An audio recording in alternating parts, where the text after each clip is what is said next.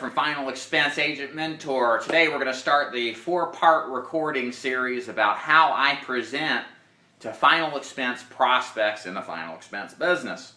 And today is the first part, which we're going to discuss the introduction and rapport building phase of the presentation. This is a fairly important phase. It sets the mood, for a lack of a better description, of how you're going to handle the entirety of the presentation.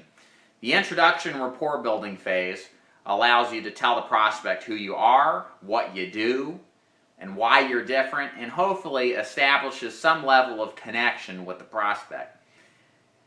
So let's start with the rapport building phase, because that's kind of where you always start off with when you're with and discussing with a prospect.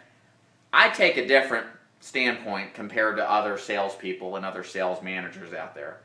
Most sales managers tell you you got to go in, you got to look at every picture on the wall, you got to look at all their crap they got everywhere and ask all sorts of questions and kind of befriend them for a 30-minute process to the point where y'all are best friends by the end of the sales call. However, that's the old way of thinking. I'm not saying you should go in there and bowl them over without getting an idea to learn who they are and what they do, but today in modern contemporary sales, trust is what gets people to buy stuff. Not necessarily glad handing and just rapport, classical rapport building. So what do you do when you get into this situation with prospect? What do you say to at least break the ice? To break the ice, I had an agent once tell me this. I thought it was a great description of what's necessary to do what's, I would call enough rapport building. And what he said is you want to get the prospect to laugh. That's it. If you can get them to laugh one time, then you've probably eased it enough to go into what it is you're really there for. So when I sit down with a prospect, we'll talk back and forth. I may ask them what they do and kind of get an idea of just who they are a little bit.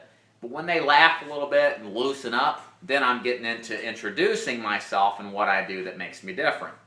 Now, rapport, you'll get a sense as you get into this as a business, and I'm sure there's experienced salespeople out there. Rapport building is something that becomes a sixth sense. You sense if this guy really is somebody who likes to talk a lot or the jibber jabber. You kind of have to trust your instincts as you develop them to figure out how much does this guy need to relax to the point where you can proceed with your sales call. So in the beginning, just do some basic questions. Don't go too in depth. If you get resistance, don't feel like you can't go right into the sales call. Again, where you're really going to shine as an agent is in the latter portions of the presentation. Demonstrating your knowledge about what's out there, what their options are. Demonstrating knowledge about their health conditions, about the prescription drugs out there that they may be taking. So that's where a lot of people, whether they realize it or not, begin to develop the trust that you are the expert. And expertise and trust in that expert, that's what sells stuff. That's what sells burial insurance. And that's what you want to show and put on display kind of in a subtle way to win the business when it's time to ask for it. But in the beginning, just get them to smile or laugh a little bit to break the ice. That's the goal. The next step is to introduce yourself.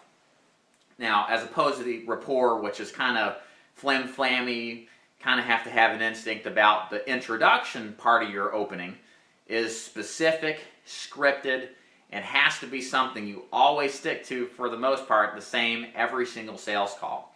The introduction is very important. What you have to understand as an agent is that you are a number, one of many final expense agents out there, and you always have to take the time to tell them who you are, what you do, and why you're different, which explains why people buy from you versus other people, other agents out there.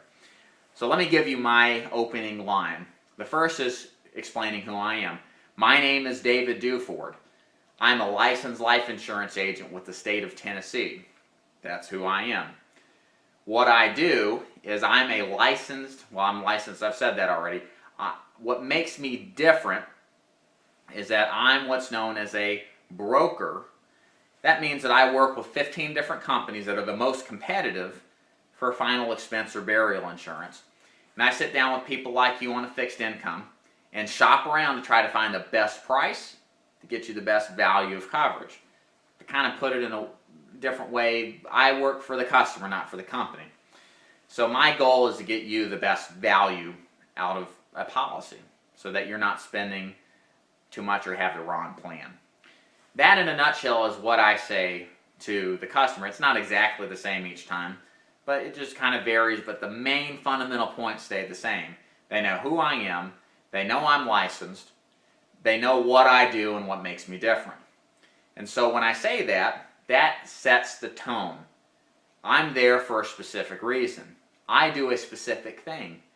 I don't walk in and just start selling them or going into some, well, I guess in a way I'm selling them to do that, but I don't go in and start bombarding them or bowling them over. I'm setting the tone as to what to expect next in the process. So that as we go and talk, they know they're talking to somebody that specifically fills a certain role. I'm not a generalist, I'm a specialist. And this is what you need to do when you sit down and develop your presentation and final expense. Specifically tell those people what you are. Script it out.